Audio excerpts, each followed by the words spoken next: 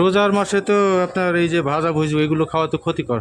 তারপর খাতে হয় ভাই, এরকম করে সব জিনিসই খাতে হয়। আমরা বাসায় বানাই, আজ কুষ্টিয়া থেকে আসছি, ডাক্তারের কাছে গেছিলাম, এখান থেকে নিয়ে আসছি। সব জিনিসই ভাই কম বেশি তো নিচ্ছি, ঠিক আছে। এনাদের মতো ইফতারিতে ভাজা পোড়া ছাড়া চলেই না অধিকাংশ মানুষের, এমনকি আমারও কিন্তু চলে না। শরবত, ফলমূলের পাশাপাশি ডুবো তেলে ভাজা পেঁয়াজু, বেগুনি, চপ, ছোলা থাকাই চাই। বিকেল হলেই পাড়া মহল্লার ফুটপাত কিংবা হোটেল রেস্তোরাঁ যেমন এসব পসরা সাজিয়ে বসে, তেমনি ক্রেতারাও ভিড় জমান। সারাদিন রোজা রাখার পর এসব মুখরোচক খাবার শরীরের জন্য কতটা জুৎসই তা কিন্তু চিন্তা করেন না অধিকাংশ মানুষ। সারাদিন রোজা রেখে অস্বাস্থ্যকর তেলে ভাজা ইফতারি হৃদরোগ, স্ট্রোক সহ বিভিন্ন ধরনের স্বাস্থ্য ঝুঁকি বাড়িয়ে দিতে পারে।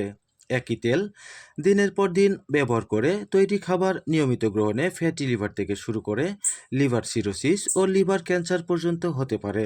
তাই রোজার মাসে ইফতারিতে এসব খাবার পরিহার করে ফলমূল জাতীয় সুষম খাদ্য খাবার পরামর্শ দিয়েছেন রবিউল ইসলাম মেমোরিয়াল হাসপাতালের পরিচালক পুষ্টিবিদ তরিকুল ইসলাম।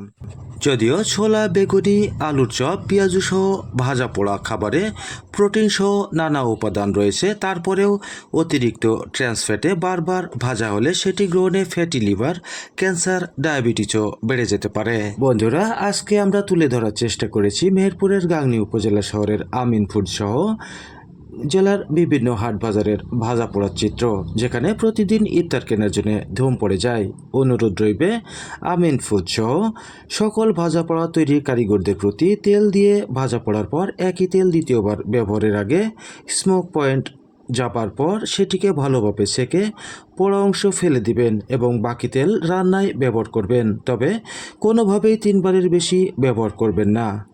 আর রোজাদারদের প্রতি আহ্বান জানাবো, আসুন এসব ভাজা পোড়া বাদ দিয়ে আমরা টাটকা ফলমূল খাওয়ার অভ্যাস গড়ে তুলি এবং সুস্থ থাকি। বন্ধুরা, ভিডিওটি ভালো লাগলে শেয়ার করে অপরকে জানিয়ে দিতে সহযোগিতা করুন। ধন্যবাদ। দৈনিক আজকের বাংলা .net